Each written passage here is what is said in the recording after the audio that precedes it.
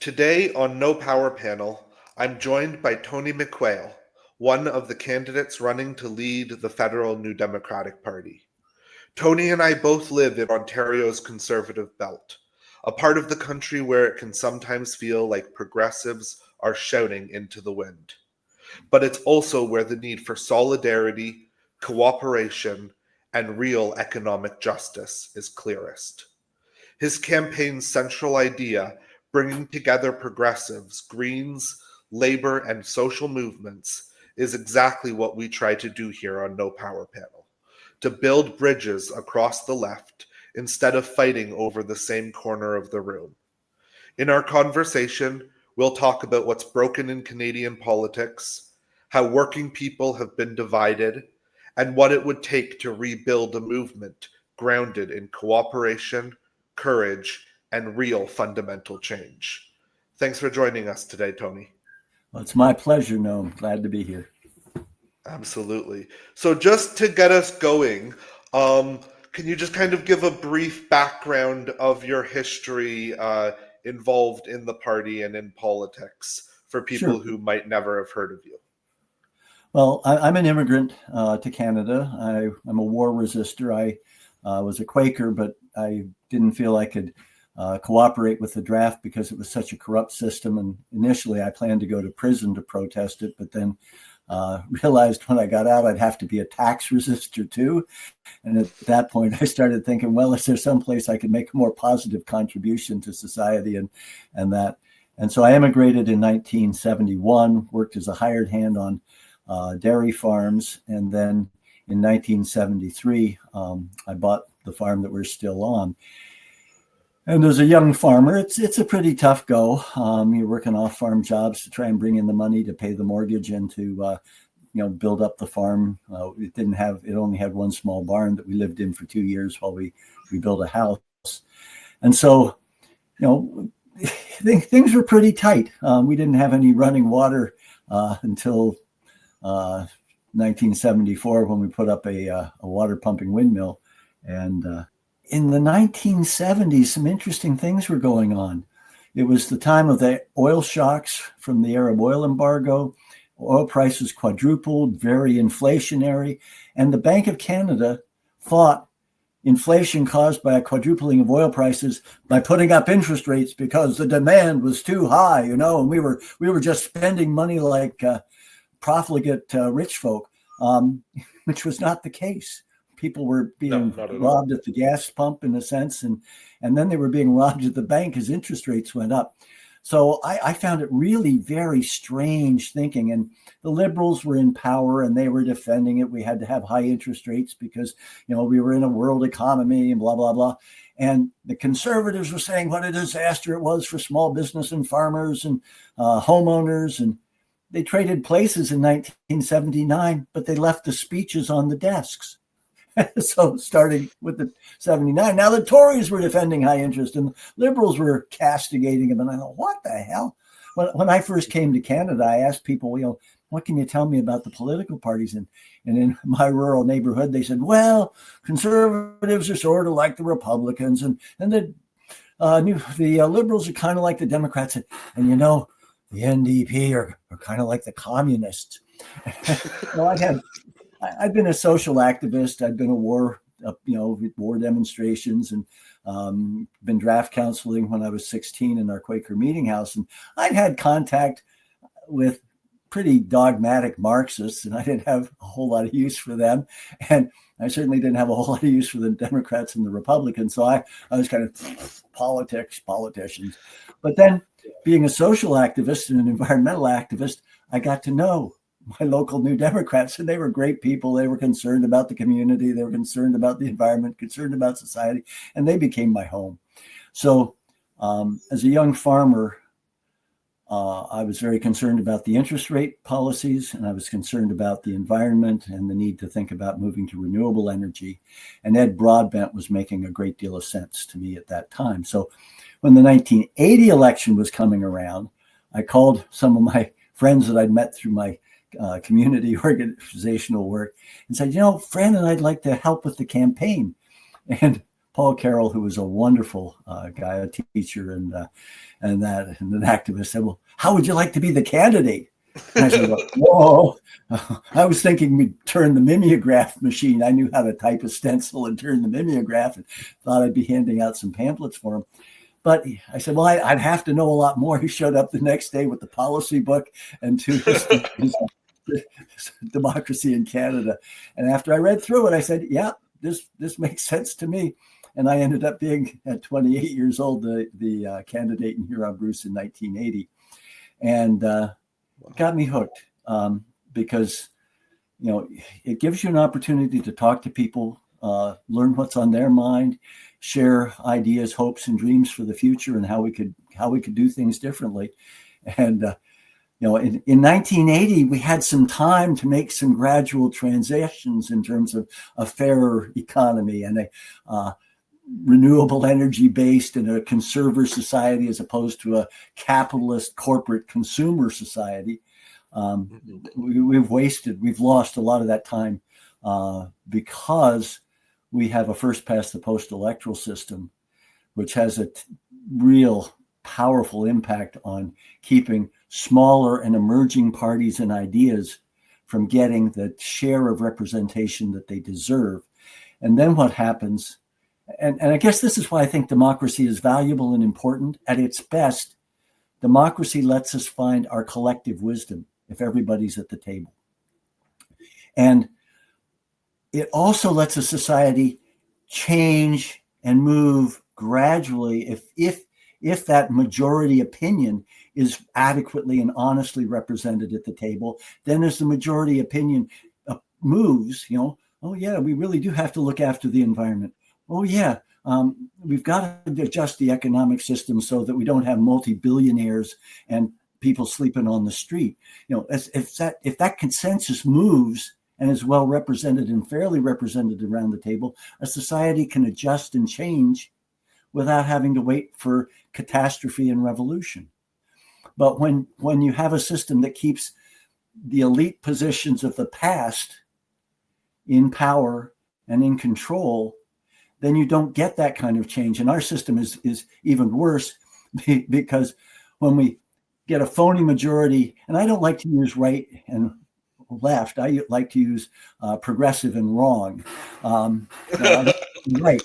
But what happens is we get a phony liberal majority that goes over here. Then we get a phony conservative majority that goes over here. And you've got huge policy lurch, a lot of waste of effort, and a lot of confusion for people who are trying to map out a path, whether it's a business, a small business, or even a big business, individual home. It doesn't give us the kind of stability. And man, I mean, why I'm running is because I felt like I could either give up in despair at where we're getting to, or I could, speak up for the things I think we need to be talking about, because I didn't hear other people talking about them. And my wife doesn't like to let me listen to the news with her because I get right grumpy and start arguing. But when I heard, Carney talking about, we're going to try and get stability and growth. Stability, Yeah, what I hear him talking about, and what I think, the concerned conservatives and the disenchanted or disillusioned liberals should be recognizing what they're hearing is, we want to stabilize a system that is letting the elites get richer and richer and richer while we grow ourselves off the planet. And that's some of my concerns there, is that we're growing ourselves off the planet to make rich people richer. And that's the thing. Growth has been used to try and say we can grow things so we don't have to change stuff, but you'll get a little bit more as a result of growth. What we need to do is stop growing and start sharing. And my father was an accountant, but he also a very avid gardener. And I, got a lot of my love for nature and the ecosystem through my parents and living in the country. And weeding wasn't my strong suit when I was a kid, but I loved eating the stuff that came out of the garden, and now I like doing all of it. But he said, money's like manure. It does the most good when you spread it around. And as an accountant, he worked for a number of pretty rich people. Mrs. DuPont of the DuPont Chemical Company was one of the clients that he did work for. And he said, one of the problems with money is you can always want more. And we're in a situation today when the billionaire class seems to still want more. They want to become the trillionaire class. This is nuts. And it's really hard for people to understand these figures. When you write a million or a billion, it's the difference between an M and a B. And when you write them out as numbers, it's 3 zeros. But no, if I told you had 1 million seconds to live, you'd have 11 days. Yeah. But if I told you had 1 billion seconds to live, you'd have 31 years. Yeah. It's wild. We don't need that kind of discrepancy. And what it really tells me is we've got a failed tax system that isn't doing things. Because the other thing, and I haven't been able, I've asked several of the more progressive think tanks if anybody's doing this research, but it seems to me that a billionaire who owns a fairly large commercial corporation is probably making a lot more use of seaports and road infrastructure and airports and the legal system, and is getting the benefit of our healthcare system and our education system and their workers. I bet they're getting a lot more benefit from that than a homeless person on the streets of Ottawa that I was seeing last Wednesday when I was in there for the CLC forum. And if they're then using offshore tax havens to shelter money, and they're not being taxed on wealth, there's a real failure of the system to make sure that everybody's paying their fair share. And it has another impact. If you are able to shift the tax burden onto the ordinary people, what you do then is you start make taxes something that people feel unhappy about and resentful of. They don't see it as, this is, I'm paying my taxes and this is an investment in my kids' education, my child care at the daycare center, the road that I'm driving on, my health care. We see it as a burden. And, so let's cut taxes. And it creates an environment where we cut off our nose to spite our face by cutting the things that support us. But we have a very legitimate reason to feel the system isn't fair and to feel angry and unhappy about taxes. And absolutely. Because the burden is not being fairly and equitably shared. People talk about, competition's really good. Well, if the rich really believed in competition, they'd be arguing for 100% wealth tax or 100% inheritance tax that got then put into a pool, and every kid who turns 21 gets a share of that, an equitable share of that, so that everybody starts off at 21 with a little nest egg to go out and compete in the world. Well, that's not how they do it, right? It still wouldn't be an equitable thing because some of them had gone, the rich kids had gone to the best schools and been sent off to Harvard or Yale or somewhere else. So, but competition as it's being presented to us is just bullshit. We are a species that succeeded by cooperating, by working together. And that's what we need to do. And now I'm going to come full circle. I've got the 4 R's. My 4 R's are representation, regeneration, redistribution, and redesign. And they're in that order for a reason. Representation, because if we don't solve the problem of a first past the post system for new parties or new and emerging parties or the smaller parties across the country, none of the rest of the stuff we're talking about is going to happen. Maybe in opposition, if you're in a minority government position, you can push a couple things through. But the NDP couldn't get the Liberals to budge on proportional representation when they did the Accord. No, not at all. It was ridiculous trying to watch them even bother to try, right?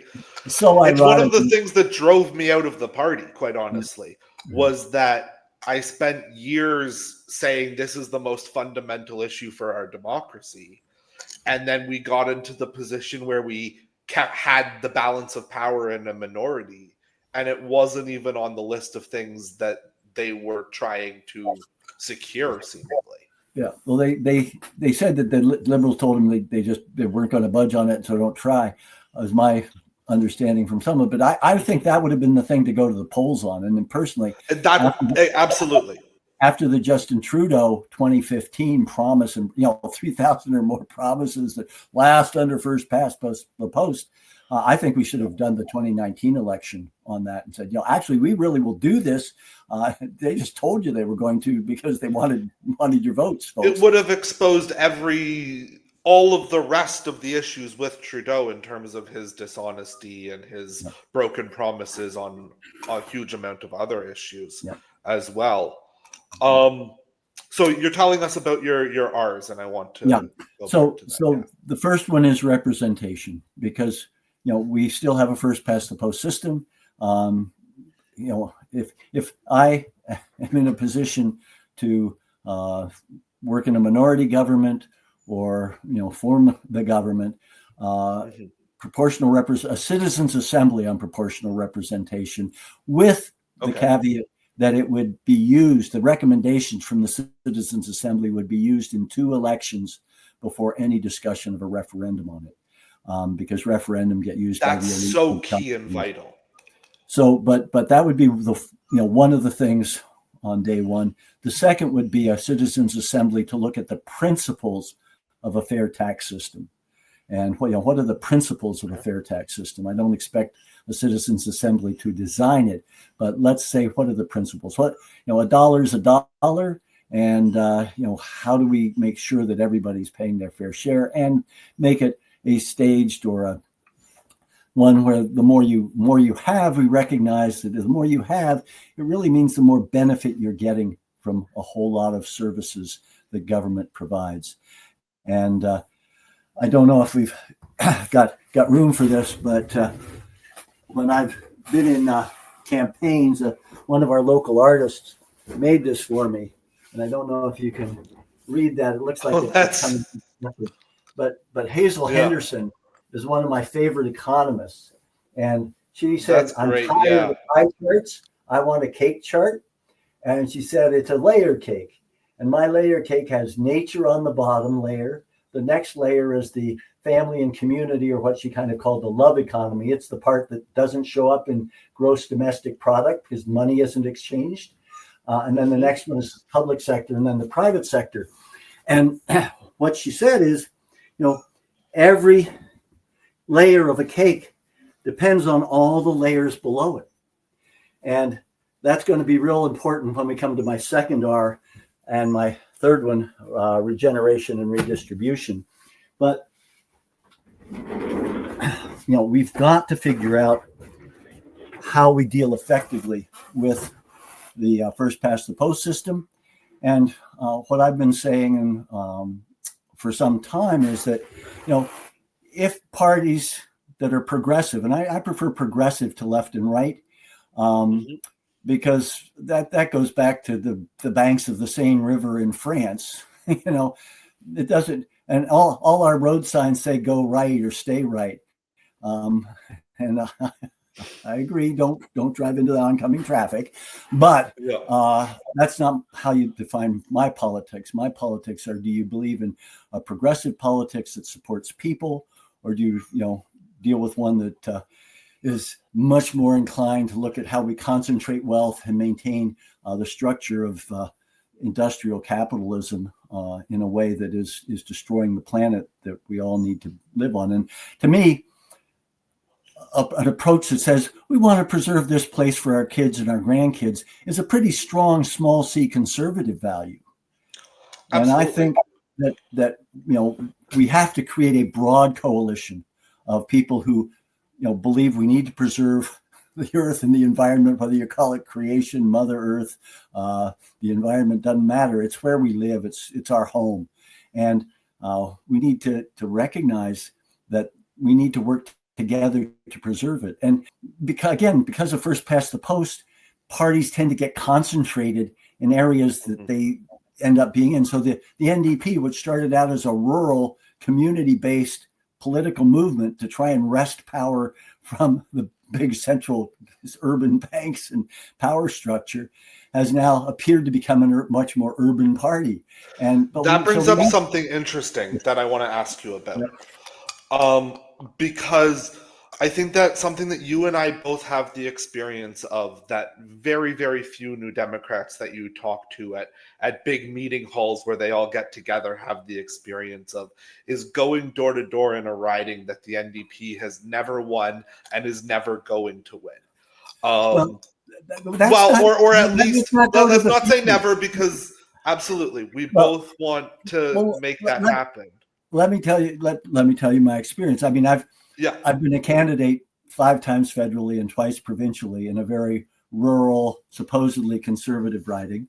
And I've managed campaigns here. I've done fundraising, and I've certainly been on a lot of doorsteps talking to people.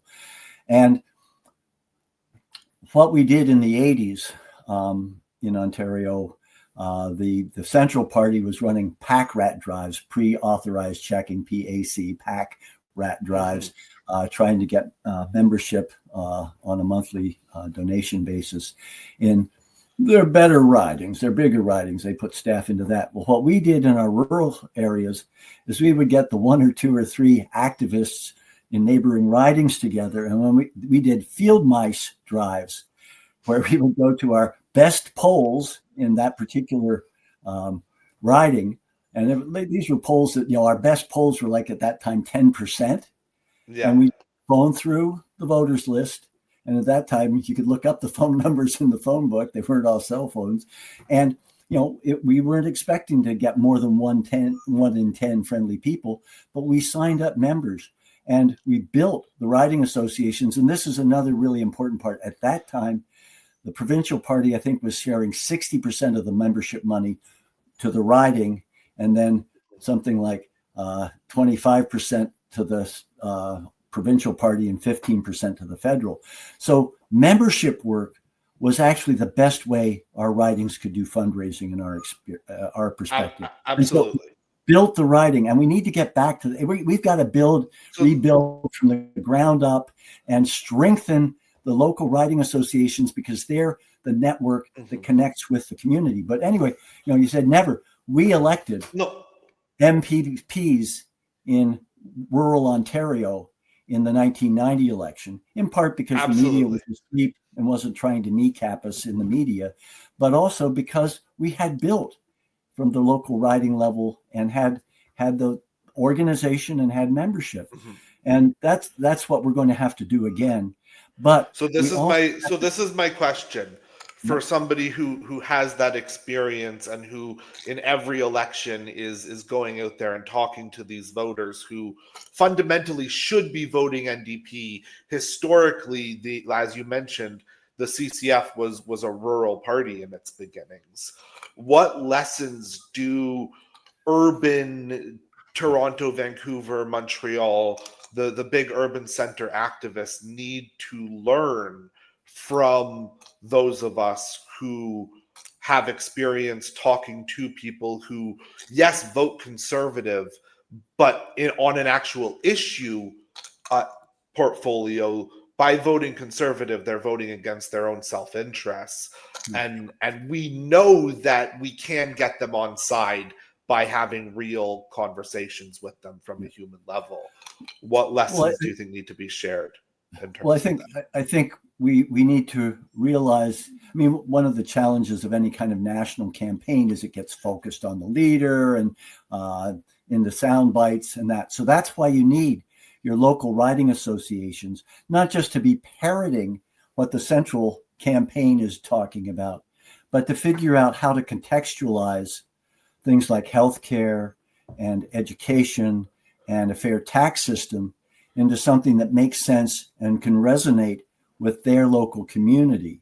And we need the folks in the Central Party to actually listen and recognize that, they are not going to form a government without being recognized as something of value by the rural voters across Canada.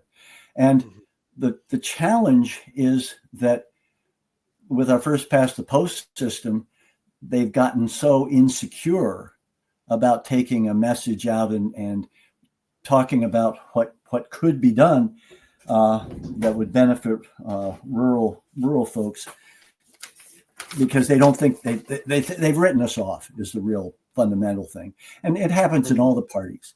Parties concentrate on what they think are the swing vote potential ridings. And in the ones they feel really secure at, they don't spend much time. And the ones they have written off, they don't spend much time. That's not the way you build a democracy that represents people across the country. So now you get really balkanized governing parties where, you know, the conservatives, if they form the government, have a really vocal caucus bunch from Alberta. And the liberals end up with a much more urban, you know, or Eastern flavor.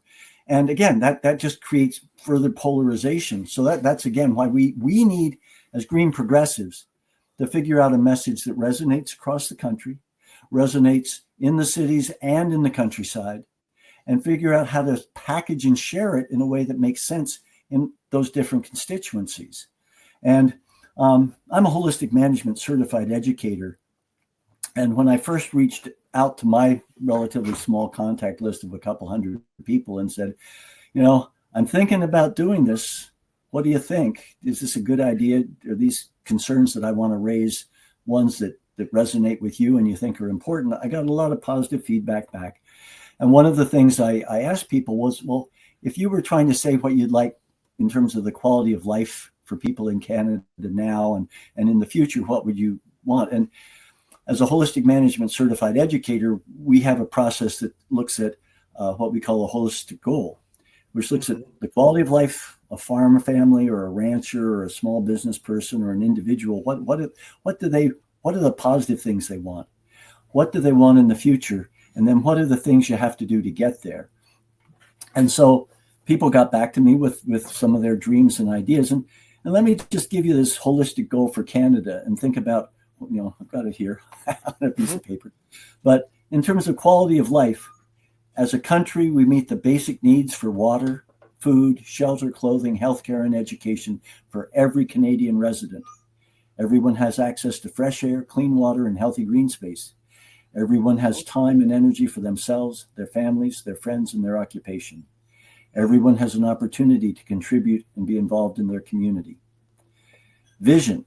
So what are we looking for in the future?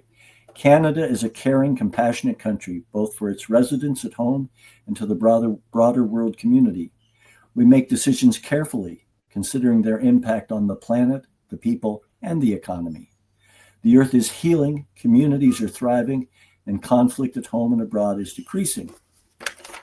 And then in terms of the systems and behaviors, the things we need to do to try and move toward both the quality of life we say we aspire to and the future that we'd like to have, we say we develop mechanisms for participatory democracy and proportional representation so that all voices can contribute to discussions and decisions from the local to the national level.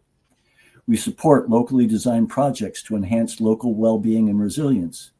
We prioritize stable, regenerative food production with adequate local processing and distribution to meet domestic needs before focusing on exports. We work with provinces, municipalities, housing cooperatives, and housing nonprofits to build affordable, inclusive, and ecological housing. We work with provinces and municipalities to address and discourage real estate speculation and profiteering. We ensure that one full-time job can cover the basic cost of living for a family using a living wage supported by a fair tax system and guaranteed annual income. Now, some people would say, well, that's pie in the sky. You can't get there, you know. Well, no, actually, from our experience, holistic management was something we took training on in 1995. And our farm was not doing, you know, all that well. And Fran and I were in some conflict because I'd given up on planning. My first efforts at planning in our first years on the farm always got derailed by markets, by somebody not showing up to harvest a crop, by a whole range of things. So I just said, you know, there's no point in planning. Just put your head down and go as hard as you can, and maybe it'll work out. Right. Fran had gotten to the point of saying, well, I've worked hard enough. I'm going to read a book after supper, unless we've got dry hay ready to bale, and then, yeah, I'll come out. And by getting our holistic goal, and we involved our daughters who were about 12 and 14 at that time in the process, it gave us a clear sense of what we were trying to do. And there's also a bunch more of it in terms of how you make decisions then once you do this. But you always look at where you said you wanted to get to as you make decisions. And we create our future by every time we make a decision, make a choice. So having that as a guide was good. And having something like this, well, what would that do? Well, I would take a look at Mark Carney's nation building projects and say, these aren't going to help communities across Canada. These aren't investments in the things that people need at the ground level. These are big mega projects that are going to increase our environmental footprint, either in terms of liquefied natural gas, pipelines, not small, not modular, more waste-producing nuclear reactors. This is corporate welfare dressed up as nation building.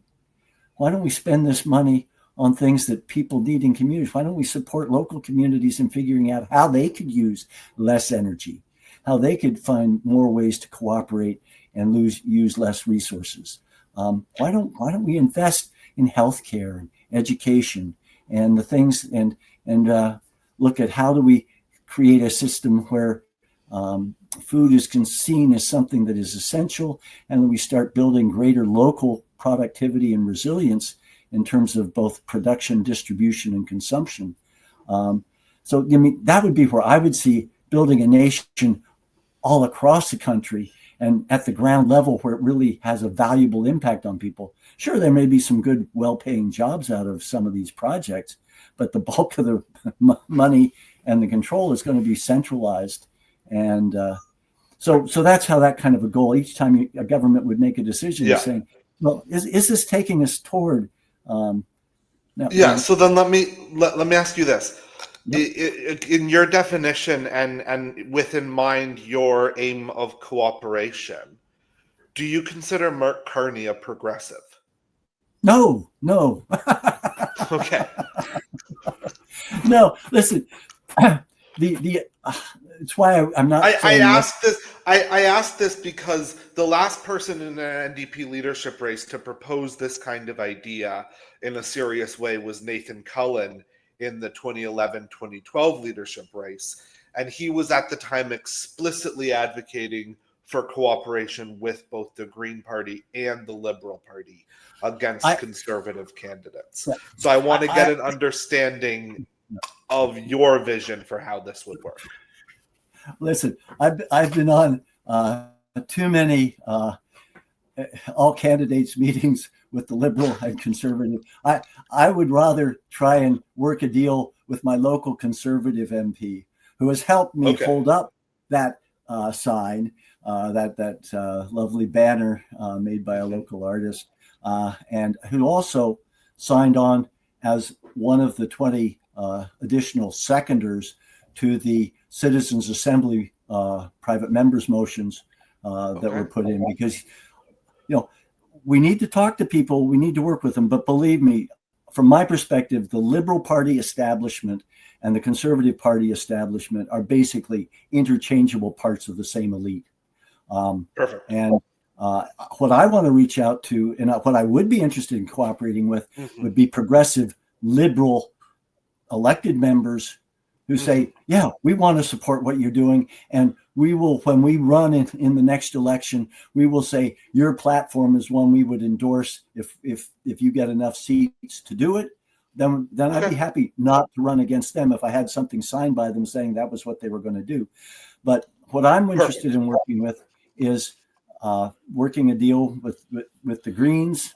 And I'm not, when I initially put it out there, I said, let's form the Green Democratic Progressives, the GDP, because economists love the GDP. They worship the GDP. So maybe if we were the GDP, they'd worship us. But we don't have time to try and form a new party. There's a lot of work, a lot of effort in that. But what we can do is figure out not what we disagree about, not what we aren't on the same page. What can we agree on?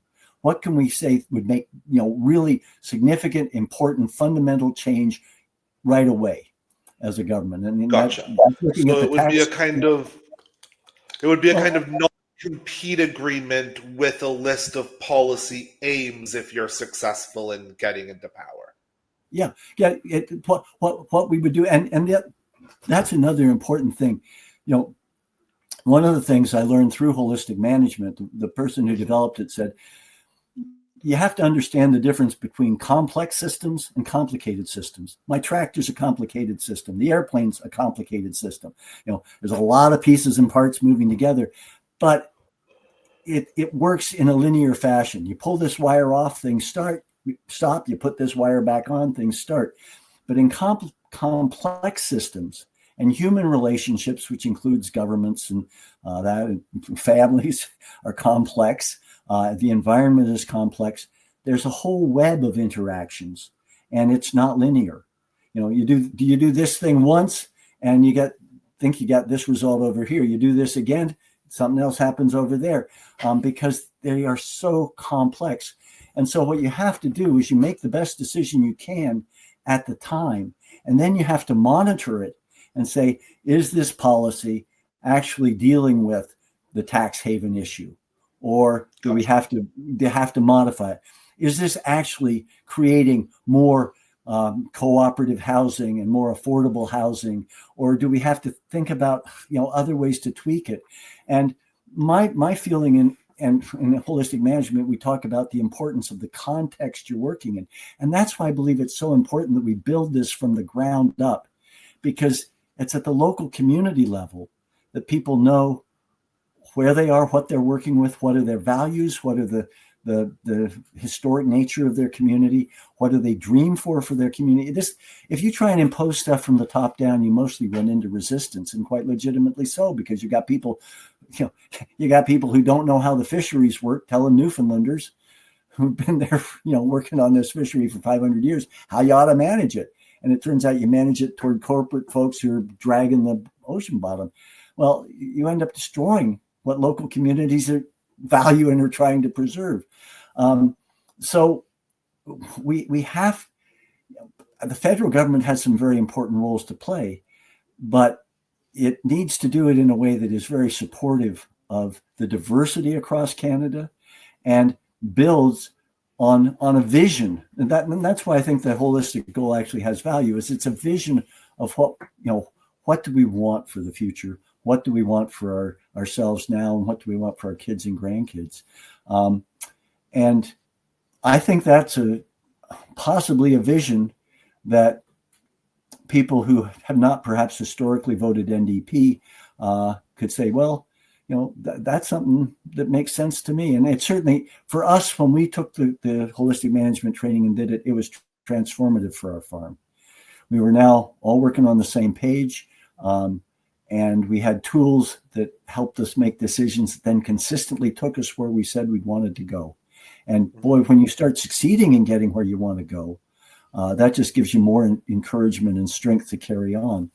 And so, I hope this will make sense to the current New Democrats. But even more importantly, I think we need to be reaching out to the people who've given up on the political system. When over 50% of the people who are eligible to vote don't show up at the polls, they've given up. But they have every right to feel that way, because the system isn't working.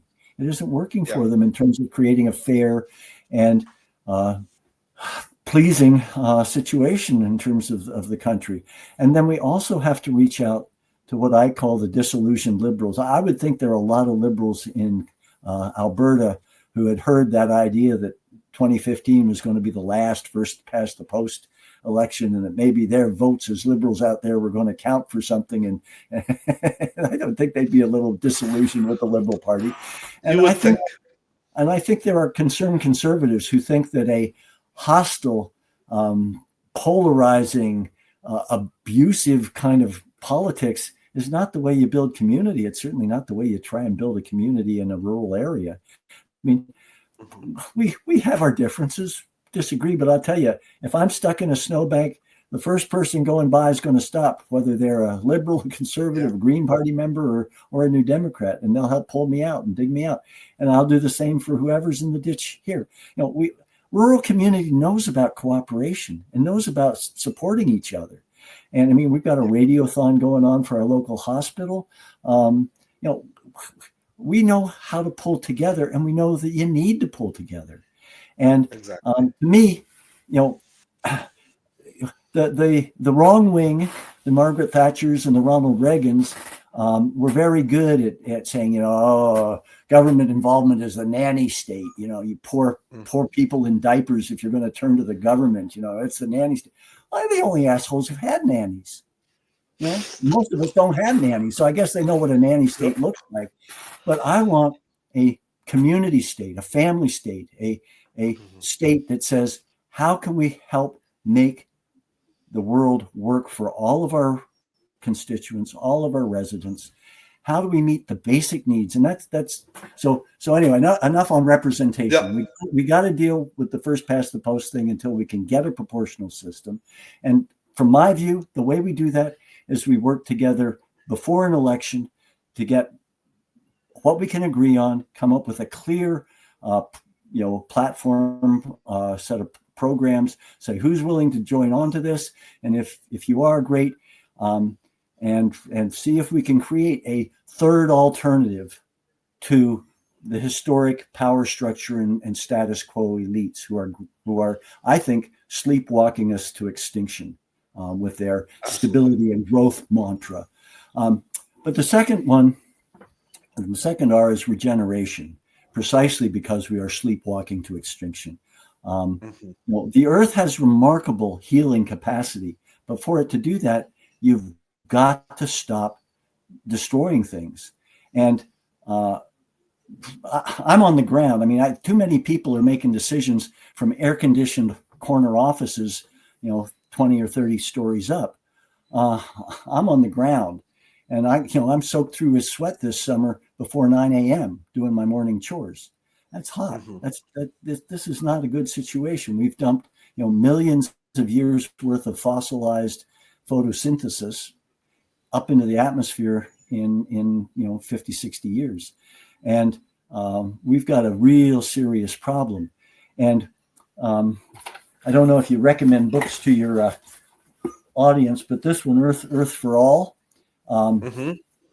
has some very interesting J-curve graphs of how much we've increased the demand on the planet in the last 50 years. But there's another J-curve, and that's the negative J-curve of insect populations and of bird populations. And these aren't canaries in the coal mine, because canaries in the coal mine, you left when the canary was dying. These are canaries in our home, and there's no place to go. I mean, if Elon Musk wants to go to Mars, more power to him, go and stay there. But,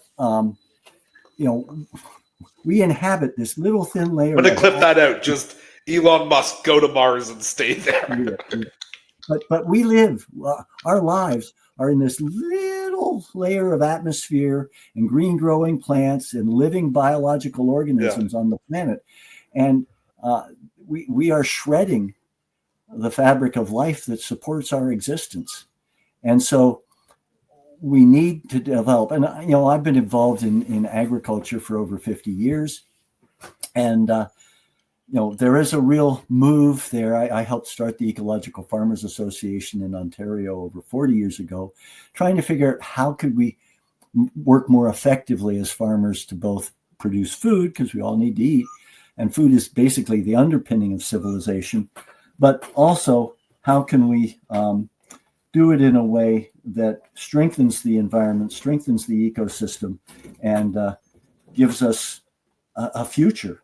And regenerative agriculture is coming on. And, the incredible thing is we do have options that are win-win-win. If you start with regenerative agriculture and building your soil's health and organic matter, you're doing a whole range of things. You're creating soils that are better able to absorb water in a flooding situation, so that you're reducing the amount of water that's rushing off downstream to tear municipal infrastructure apart and other things like that. So you're reducing potentially municipal costs and damage. You're absorbing water, which then if we get a switch and you get more of a drought, you've now got more water holding capacity, better growing. You're also potentially getting more nutrient dense food as you get a healthier soil. And you're also then sequestering carbon. And, to me, the lowest hanging fruit in terms of sequestering carbon is photosynthesis. We've already got the land base. We're already farming it. We've already got the farm equipment that you can do it with. We don't have to invent anything. We just have to help support farmers to improve their management, to improve their own farm's resilience, but also increase soil organic matter and carbon sequestration. And instead, we're talking about carbon capture systems, and we're going to have to subsidize the companies that brought you the carbon problem to now take it out of the atmosphere. Like, this is we are in a very bizarre situation in terms of saying that the problems that we've created by our technological obsessions are going to be solved by further technological obsessions and Ponzi schemes. And I think AI is also one of those. We don't need more artificial stupidity added on to our current. So, I have my 4 R's, but I also have my 4 D's, which is delusional thinking, is that you can keep growing energy and resource use on a finite planet.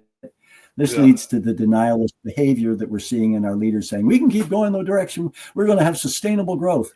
And then that leads to really destructive actions, which is what I think we're seeing in Carney's nation building projects and so many other places where we keep trying to grow our way out of the problem of growth.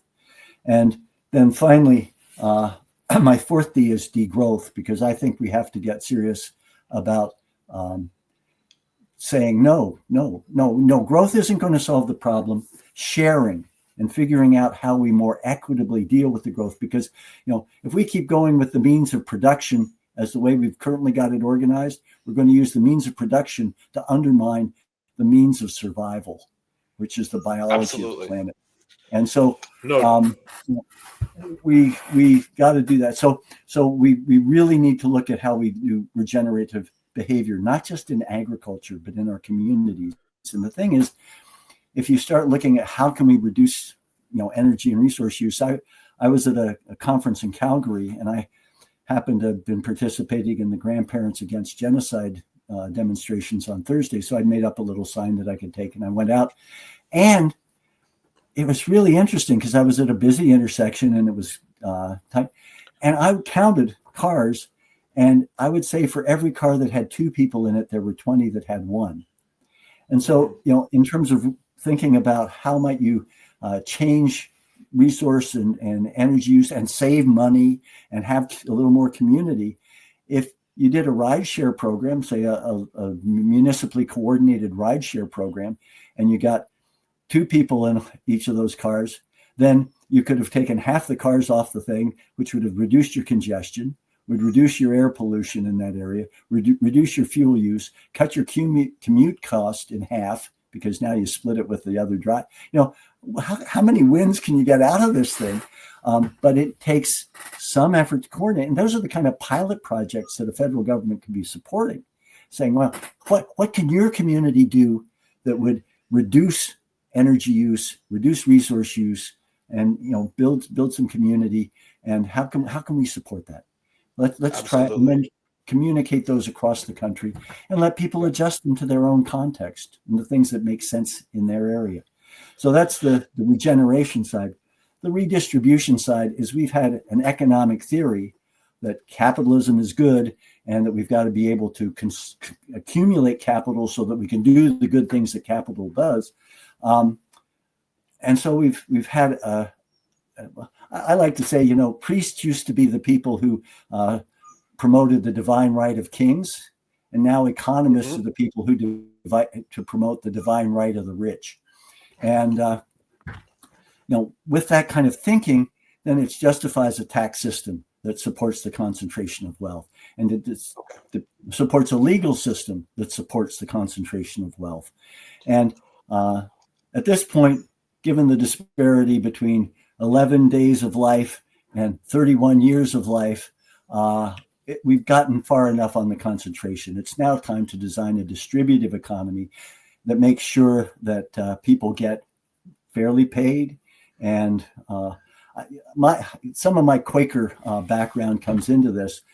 Quakers were excluded from certain types of activity and that, but they were involved in business, and because of their commitment to integrity, they developed the idea of a fair price, and that you had one price. It was a fair price. It gave you a fair return, but not an excessive return. You didn't try and haggle. You did a fair price. And from that, it seems to me that if you pay your workers fairly, and you pay your suppliers fairly, and you charge your customers fairly, you hopefully will do okay, but you aren't going to get exceedingly rich. And so when I see this huge discrepancy, I think there's something out of balance here. And one of the things from our involvement with organics in the early days is we believed in a supply chain that treated everybody fairly, that rewarded the farmer for their extra effort in production, but also ensured and had a pretty mutually supportive supply chain approach, rather than any kind of predatory or like the Walmart kind of supply chain approach. So we need to get into things that are distributive as a goal rather than concentrating, because we've had enough focus on concentrating, and it's badly out of balance when you've got billionaires and you've got people on the street, and we're being told that we're going to have to go into an austerity budget so that the rich can be richer.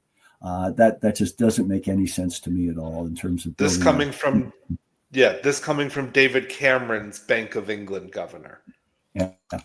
But if people want a good movie to watch, they should watch The Bank of Dave to get a sense of just how rigged the system is to try and keep that stuff in the hands of the elite.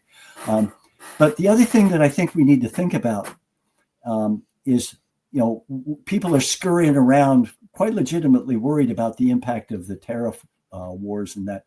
But what if we use this as an opportunity to say, okay, shit's hitting the fan here. The old rules are falling apart.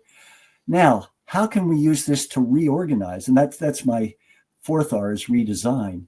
How might we use this to say, well, if this is a good idea, of having a clear holistic goal about how we meet the basic needs of Canadians, how can we take the productive capacity that may be put at risk by the way the tariff thing's going, and how can we realign that to meet our needs? And how can we make sure that then our food system is focused first and foremost on meeting Canadian needs? How can we make sure that our steel industry is helping to build the kind of infrastructure and the resources and material, and the auto industry? How can we change it so that it really helps us be more self-reliant and less vulnerable to trade? And then how can we look at trade, and instead of thinking about competitive advantage, which I think has become used to create cheap labor here, somebody making a lot of money selling product for more over here, the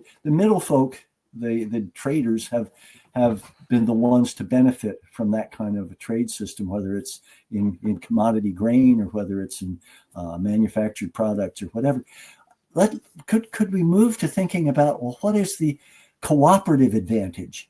And what gets me thinking about that is when I was a young hired hand in Pennsylvania before I came to Canada, the family I lived with and worked for, it was in a time when grapefruits and oranges didn't fly around to the shopping supermarket quite as easily as they do today.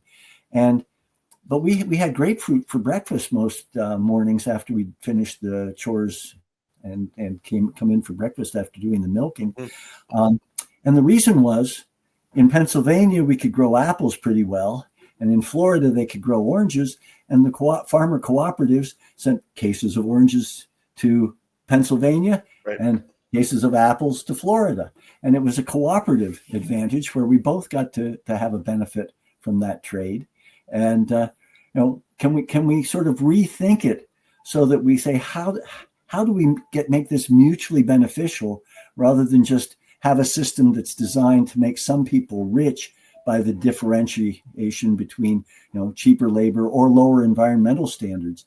And if we are going to have tariffs, are there tariffs that can level those playing fields by saying, if environmental standards are poor here, then there will be a tariff. And if labor standards are such that it's sweatshops and child labor, then we're not going to accept that as something that then you can just whack the price up and now compete with Canadian manufacturers who are paying a fair wage to their workers. And I mean, the thing I would say is fair wages shouldn't scare small business people, because if Walmart had to pay a fair wage, they'd be less threatening to the downtown Main Street businesses. It's where. So speaking of, I'm just aware that we're running short on time, so I want to get to my last question here, which is, speaking of cooperation and fairness, the context of this leadership election is that it's a ranked choice ballot. There are other candidates who are each trying to secure their own support and their own issues that they're speaking passionately about. And there does seem to be a kind of dividing line that is beginning to emerge in this leadership race. Are there candidates that you can find yourself agreeing more with, that you maybe, when we're talking about cooperation between different campaigns at the federal level already, that you could see reaching out to in the lead up to the convention to talk to about first, second ballot, third ballot choices? Are there people that you are seeing as not sharing your vision of the party? What's your opinion on the other candidates? Well, it's way too early at this point. I've only really heard them at the Nanaimo Ladysmith virtual and in-person event, and also now at the CLC. I'm not inclined to do that. I would like to see us able to work together. Like B at the CLC asked me, what would be the first thing you do if you were elected? And I said the first thing I do would reach out to the other candidates and say, okay, now how do we go forward, work together and build this? Because everybody has good ideas. That's why I say in democracy, you need everybody at the table. And then you look at it and work on it and say, well, okay, now, what makes sense if this is where we're trying to get to? Which of these ideas is going to give us the best bang for the buck, moving towards something like a holistic goal for Canada? So, I mean, and the electorate are going to be able to make up their mind. They don't need me to try and say, go here or go there. But what I will say is, if people like our idea that we've got to rebuild this from the ground up, we have to strengthen the electoral district associations and support them. We have to design a campaign that speaks to people across Canada, and urban and rural, and that would actually do something for people, urban and rural. Not just speak to them before the election, but actually maybe accomplish some good things for them too. If other people steal my ideas, I am just delighted. That's wonderful. But what I would say to your listeners and to others is, it is a ranked ballot. And I don't think that's going to make a big difference during the convention, because most people will have cast their ballots in the 2 weeks leading up to it.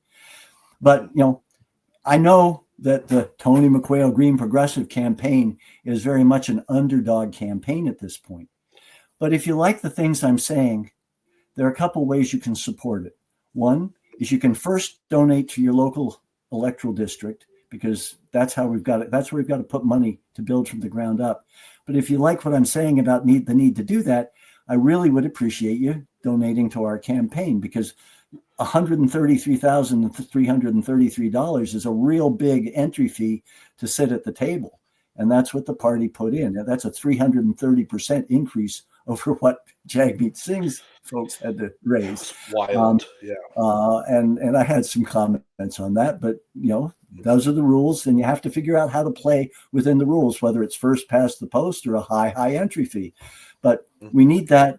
If you're a New Democrat, we need you to sign the nomination paper, and you can access both donations and nomination, and also how to join the NDP if you're not yet a member but think that a green progressive voice makes a lot of sense. You can do that at our website, which is Tony McQuail greenprogressive.ca. And I'll share that in the description of the video, so that'll be down below. But the final thing to think of is I'm running. I've never run not to win. I've always run to win, but I've also run to get ideas out there, share ideas. And if you think the things I'm talking about are important, if you see somebody else as your first choice, that's great. But if you think these are important ideas and you'd like the party to take it seriously after the leadership debate, give me your second vote. Put me in second on your ranked ballot. Because if enough people put me at second, that's going to send a pretty powerful message to both the person who gets to be the leader and the rest. So, you're going to make up your own minds on what makes sense. But I think, I've tried to say I am so tired of the fighting rhetoric. We've got enough fighting going on in this world. And I lived my whole life under mutually assured destruction, the nuclear arms race, which has diverted trillions of dollars, millions of creative people hours from doing things that are worthwhile and might have actually made the planet a better place for people and the environment. So I'm not interested in the fighting rhetoric. I'm interested in working for you, but even more importantly, I want to be talking about a party and a political system that works with you as members of the community, of members of Canada, of the world we have to build together. And as the environment collapses and as society starts to disintegrate, the need to figure out how to work together and to cooperate is more and more urgent. So if that makes sense to you and you'd like to say, yeah, I'll give it a boost. It won't be the first time I've heard people say, I'd like to vote for you, but I don't think you're going to win, so I'm going to go somewhere else. A ranked ballot reduces the need to do that. And a ranked ballot only makes sense when you're electing one person for the whole area. Proportional representation does not work with a ranked ballot and a single member constituency process. That does not get you proportional representation around the parliamentary table. But it does work in a leadership race appropriately. And come up with the majority position. Anyway, no, is there anything else you wanted to touch on? No, I think that's it. I mean, I'd love to have you back to continue the conversation at some point. It's going to be a long leadership, and I'm aware that there's busy schedules all around as things really get underway. I'm assuming that you're on all social medias. What's your handles where people can? We're in the process of working on that. I came to this without a major social media involvement. So we have an Instagram feed of some sort. And again, these are things I don't know a lot about, but if you go to our website and you click on the my launch video, which is a little different in its own way, that should take you to the Instagram area. And that, all right. And we're in the process of thinking about, can we get a YouTube channel going? We've got some things to post there. And if you Google, there are a couple of videos that have been made about the farm. The National Farmers did a series of videos. National Farmers Union did a series of videos, 10, 12-minute videos on a number of farms across Canada, and ours was one of them. And there's also a longer documentary film called Meeting Place Organic Film that if you go to the farm website, which is meetingplaceorganicfarm.ca, you can access either the trailer or the film there. And at some point, we'll try and get those up where you can access them from our Tony McQuail Green Progressive website. But this is very much a bootstraps grassroots campaign. I mean, and it, to me, part of the excitement of it is the people who are coming to it and bringing energy to it. The website and the logo are the creation of a high school student who got in touch with me and said, I like what you're talking about. Could I help with this? And that's great. You got us started there. We've gotten over all the hurdles so far. This is one of those races where we knew we were starting well back from most of the rest of the pack, and that's fine. But so far, we've gotten over the hurdles. Our next two big hurdles are the money and getting the donations. But the thing that amazed me is when I just reached out to my contacts, we got pledges for over $20,000. And I was taking pledges because I wasn't sure we were really in the running, as it were. And I wanted people to, if we weren't in, if they could have the money to allocate to somebody else. Right. So, but now we are collecting donations because it looks like, excellent. Some of the media may not see us as a serious contender yet, but the message seems you're in the room, and the message seems to resonate with people who are not already committed to the old style of let's send our membership a fundraise, lightly disguised fundraising email every day or two, and 4 on the day of the last quarter with a certain sense of urgency and franticness. Like, give me a break. This is not how you build a strong, committed group of people. I've been trying to send out updates. I sent out too many the last time, and it froze our Gmail account for 24 hours. So I got to figure out a better way to do that. So if anybody out there knows how to, a MailChimp or maybe Populous, or a way to send emails that doesn't freeze the account, let us know at Tony McQuail, greenprogressive@gmail.com. But the important thing is my updates also always have, a reference to a book or a film or something that helps people think about the stuff we're trying to create and do.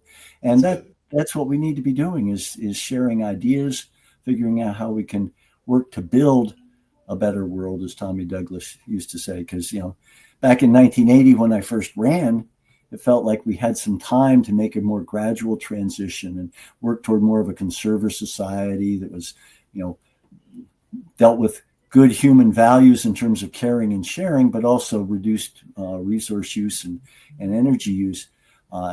We've gone 45 years without the NDP being at the table in a way to move us in that direction as a country.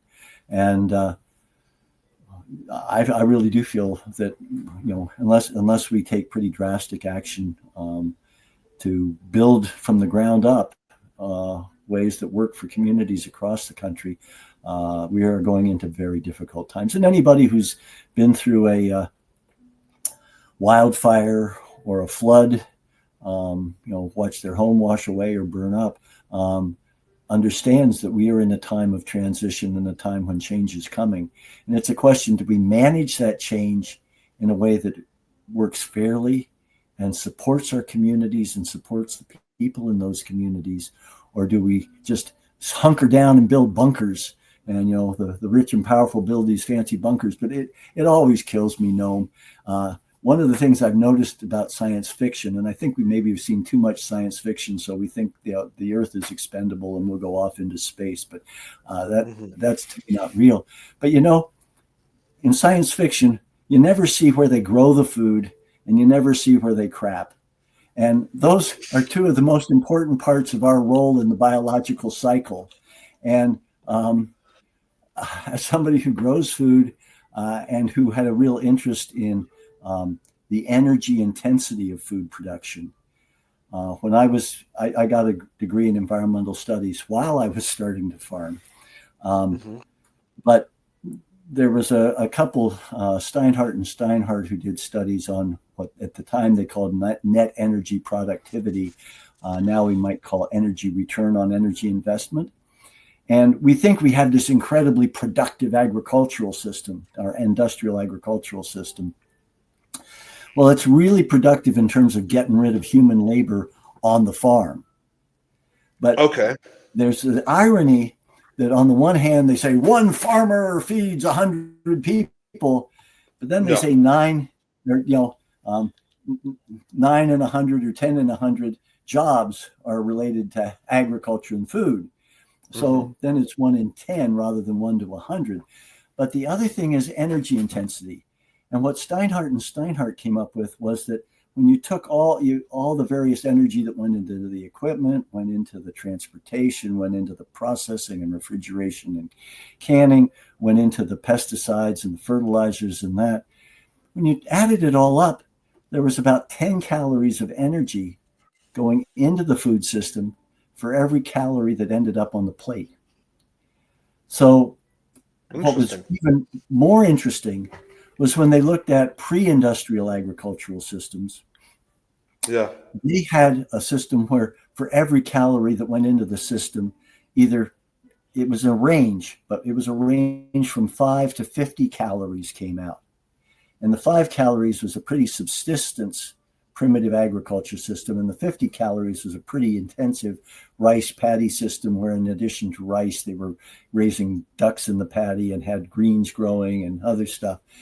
But to me, the really interesting thing was it didn't drop down to a 1-to-1. It was 1 calorie in, 5 to 50 calories out. And my sense is, at that time, the energy that was being used was human labor, maybe some animal labor. They counted the value of the seeds that went in, so and that. But my guess is that if you have an agricultural system that doesn't yield 5 calories of energy out for every calorie you put in, it's going to starve out over time. You're going to have a bad year and there's not enough surplus. If you don't have 5 calories out for every calorie in, you don't have enough energy for the farmer to sleep and raise the next generation. And so we've substituted oil for management and design in terms of the highly energy intensive, on the farm labor destroying agricultural system we have. And I think if we're going to have a regenerative and strong rural communities and economies that can produce food regeneratively for a long time, it's going to be a pretty major redesign. But if we don't do it, there's another book that I'll try and share with you, and it's called Conquest of the Land for 7,000 Years. Okay. And it basically, if you look, you'll see there's a place where there's some stone ruins in basically a desert. And this was a U.S. Department of Agriculture guy who went around to the cradles of civilization and found abandoned places in deserts and eroded areas because they hadn't looked after their land and hadn't looked after their environment. It's not that just the soil. Our farms are in the larger environment. And if the larger environment isn't healthy, then it's not good for our farms in the long term. But part of my concern is that we've now had conquest of the land for the last, or not land, conquest of the planet for the last 500 years with colonialism, and conquest of the planet, severe conquest of the planet for the last 200, 100 years with, this industrial capitalism that is saying consume, consume, consume, grow, grow, grow. And, we don't have the cradles of civilization. There were other places people could go, other places that civilization could spring up. But we are potentially not just crashing Mesopotamia, we may be crashing the whole planet. And that's why we've got to rethink what we're doing. And I think that people have remarkable resilience if you help them and give them